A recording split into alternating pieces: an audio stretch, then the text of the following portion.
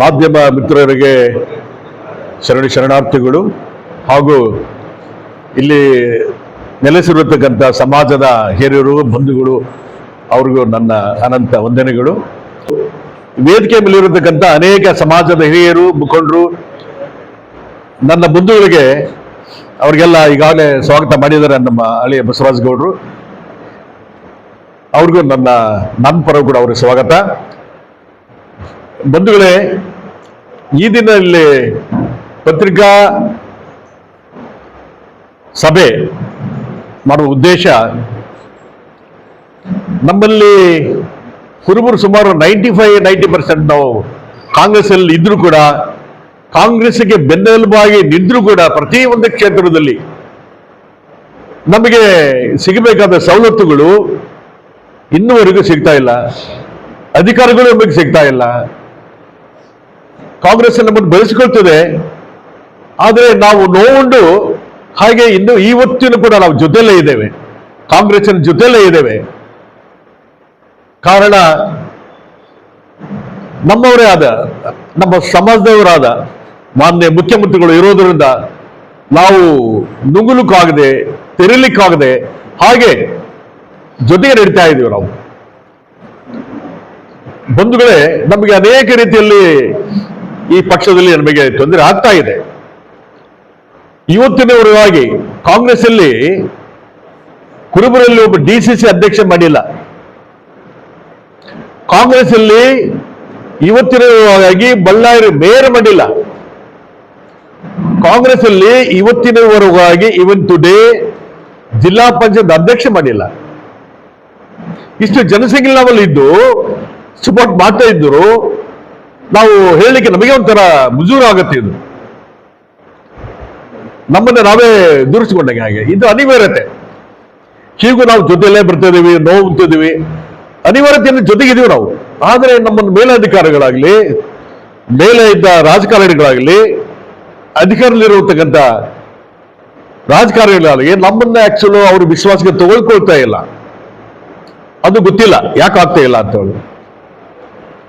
ಈಗ ನಾವು ಇಲ್ಲಿ ಸೇರಿದ ಕಾರಣ ಒಂದೇ ಅಂತ ಹೇಳಿದ್ರೆ, ನಮ್ಮಲ್ಲಿ ಶಂಭುನಾಥ್ ಅವರು ಮಂತ್ರಿ ಆದ್ಮೇಲೆ ಟಿಕೆಟ್ ಕೊಟ್ಮೇಲೆ ಕುರುಬರಿಗೆ ಇಲ್ಲಿವರೆಗೂ ಕಾಂಗ್ರೆಸ್ ಪಕ್ಷದಲ್ಲಿ ಯಾರಿಗೂ ಟಿಕೆಟ್ ನೀಡಿಲ್ಲ. ಅವಾಗ ಜಿಲ್ಲೆ ಅಖಂಡ ಜಿಲ್ಲೆ ಇದ್ದಾಗ ಅದು ನಾವು ಹೋರಾಟ ಮಾಡಿದ್ರೆ ಶಂಭುನಾಥ್ಗೆ ಅದು ಮತ್ತೆ ಬೇರೆ ಕಾರಣದಿಂದ ಟಿಕೆಟ್ ಕೊಟ್ಟರಲ್ಲಿ ಹಾಗಿದ್ರೆ ಸೋಲ್ತಾನೆ, ಇಲ್ಲಿ ಎದುರಿಗೆ ಪ್ರಭಾವದ ವ್ಯಕ್ತಿ ಇದ್ದಾರೆ ಹಾಗಂತ ಹೇಳ್ಬಿಟ್ಟು ಟಿಕೆಟ್ ಕೊಟ್ಟರು. ಅದೃಷ್ಟವತ್ತ ಅಲ್ಲಿ ಅವ್ರು ಗೆದ್ರು, ಆಮೇಲೆ ಅವ್ರ ಮಂತ್ರಿಗಳು ಆದ್ರು. ಅದೇ ಲಾಸ್ಟ್. ಇವನ್ ಟುಡೇ ಇವತ್ತಿನವಾಗಿ ನಮಗೆ ಕಾಂಗ್ರೆಸ್ ಅಲ್ಲಿ ಒಂದು ಟಿಕೆಟ್ ಸಿಗಲಿಲ್ಲ. ಈಗಂತೂ ನಾವು ಕೇಳೋದು ಬಹಳ ವಿಚಿತ್ರ ಆಗಿದೆ. ಯಾಕಂದ್ರೆ ಎಲ್ಲ ರಿಸರ್ವೇಶನ್ 5 ಕ್ಷೇತ್ರ ರಿಸರ್ವೇಶನ್ ಆಗಿದೆ. ಬುಡದಲ್ಲ ಇವರು ಬುಡ ಅಧ್ಯಕ್ಷರು ಕಾಂಗ್ರೆಸ್ ಅಲ್ಲಿ ಆಗಿಲ್ಲ. ಬುಡಾಧ್ಯಕ್ಷ ಕೂಡ ಇವನ್ ಟುಡೇ ಇಷ್ಟು ಜನಸಂಖ್ಯೆ ಇದ್ರು ಕೂಡ ನಮಗೆ ಒಂಥರ ಸೋಜಿಗೆ ಅನ್ಸುತ್ತೆ, ದುಃಖ ಆಗುತ್ತೆ. ಈ ಭಾಗದಲ್ಲಿ ಶಂಭುನಾಥ್ ಆದ್ಮೇಲೆ ನಮ್ಮಲ್ಲಿ ಮಂತ್ರಿಗಳು ಇವತ್ತು ಯಾರನ್ನ ಹೇಳಿದಲ್ಲ, MLA ಆಗಿಲ್ಲ, ಮಂತ್ರಿಗಳಾಗಿಲ್ಲ. ನಮ್ಮ ಈಗ ಬೇಡಿಕೆ ಏನಂತ ಹೇಳಿದ್ರೆ, ನಮ್ಮ ಪಕ್ಕದ ಜಿಲ್ಲೆಯವರು ಕೊಪ್ಪಳ ಕ್ಷೇತ್ರದಲ್ಲಿ ನಮ್ಮ ಆತ್ಮೀಯರು ಸಮಾಜದವರಾದ ರಾಘವೇಂದ್ರ ಹಿಟ್ನಾಳ್ ಅವರು ಶಾಸಕರಾಗಿದ್ದಾರೆ. 2-3 ಸರಿ ಗೆದ್ದಿದ್ದಾರೆ ಅವರು. ಅಟ್ಲೀಸ್ಟ್ ಈ ಸರಿ ಆದ್ರು ಸರ್ಕಾರ ಏನಾದರೂ ಪುನರ್ರಚನೆ ಆದರೆ ಆಗ್ಲಾದ್ರೂ ನಮಗೆ ಒಂದು ಅವಕಾಶ ಕೊಟ್ಟು ನಮ್ಮ ರಾಘವೇಂದ್ರ ಹಿಟ್ನಾಳ್ ಅವರು ಮಂತ್ರಿ ಮಾಡಲಿ ಎಂಬುದು ಒಂದು ಬೇಡಿಕೆ. ಒಂದೇದು. ಎರಡನೇದು, ನಮ್ಮ ಇಲ್ಲಿ KSL ಸ್ವಾಮಿ MLC ಆದ್ಮೇಲೆ ಇವೆಂಟ್ ಟುಡೇ ಯಾರು ಆಗಿಲ್ಲ ನಮಗೆ. ಅದು ಎಲೆಕ್ಷನ್ ಅಂತ ಎಲೆಕ್ಷನ್ ಬಂದು ಗೆದ್ರು ಟಿಕೆಟ್ ಕೊಟ್ಟ ಮೇಲೆ. ನಾವು ಕೇಳ್ತಾ ಬಂದಿದ್ದೀವಿ, ನಮ್ಮ ಸಮಾಜಕ್ಕೆ ಯಾರಾದ್ರೂ ಒಬ್ಬ ಟಿಕೆಟ್ ಕೊಟ್ಟು MLCಗೆ ಅಂತೆ. ಈಗ ಹೆಚ್ಚಿನ ಜನಸಂಖ್ಯೆ ನಾವು ಇದೀವಿ ಇಲ್ಲಿ, ಸುಮಾರು 3-4 ಲಕ್ಷ ವೋಟರ್ಸ್ ನಮ್ಮ ಜಿಲ್ಲೆಯಲ್ಲಿ ಇದೀವಿ. ನಾವು ಕೇಳ್ತಾ ಬಂದಿದ್ರು. ಆದ್ರೆ ಅದು ಹಾಗೆ ನಮ್ಮ ಬೇಡಿಕೆ ಕಾಂಗ್ರೆಸ್ ಪಕ್ಷದ ಹಾಗೆ ಉಳಿದಿದೆ. ಇವನ್ ಟುಡೇ ಇವತ್ತಿನವರೆಗಾಗಿ ಅದು ನಮಗೆ ಮನ್ನಣೆ ಸಿಗ್ತಿಲ್ಲ.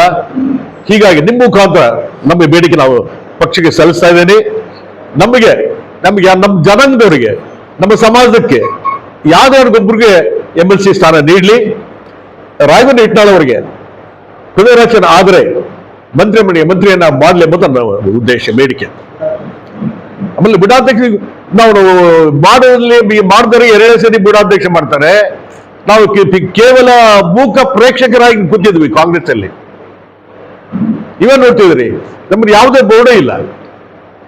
ಹೋಸರ್ ಹೆಂಗಾಯ್ತು, ಲಾಸ್ಟ್ ಟೈಮ್ ಸಿದ್ದರಾಮಯ್ಯ ಮುಖ್ಯಮಂತ್ರಿ ಆದಾಗೂ ಹಾಗೆ ಆಯ್ತು ನಮಗೆ, ಈಗಲೂ ಆಯ್ತಾಯ್ತು. 3 ವರ್ಷ ಆದ್ರೂ ಒಂದು ಬೋರ್ಡ್ ನಮಗಿಲ್ಲ, ರಾಜ್ಯ ಮಟ್ಟದ ಬೋರ್ಡು ನಮಗೆ ಇವತ್ತಿನವರೆಗೆ ಸಿಕ್ಕಿಲ್ಲ.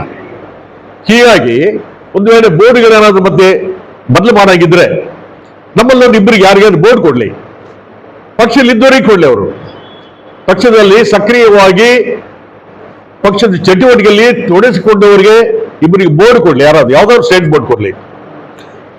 ಮತ್ತೆ ಇವತ್ತು ಹೇಳಿದಾಗಲೇ ಬುಡ ಅಧ್ಯಕ್ಷ ಮಾಡಿಲ್ಲ ಕಾಂಗ್ರೆಸ್ ಅಲ್ಲಿ. ಇಷ್ಟು ಜನಸಂಖ್ಯೆ ನಾವು ಅಂತ ನನಗೆ ಮುಜುರ ಅಂತ ಹೇಳಲಿಕ್ಕೆ ಅದೊಂದು ಬುಡ ಅಧ್ಯಕ್ಷ ಮಾಡಿಕೊಡ್ಲಿಲ್ಲ ನಮಗೆ. ಇದು ನನ್ನ ಬೇಡಿಕೆ. ನಮ್ಮ ಸ್ನೇಹಿತರನ್ನ ಹಲವಾರು ಜನ ಮಾತಾಡಿರೋದಾರೆ, ಅವರೆಲ್ಲ ಮಾತಾಡ್ತೇನೆ ಅಂತ ಹೇಳ್ತೀನಿ.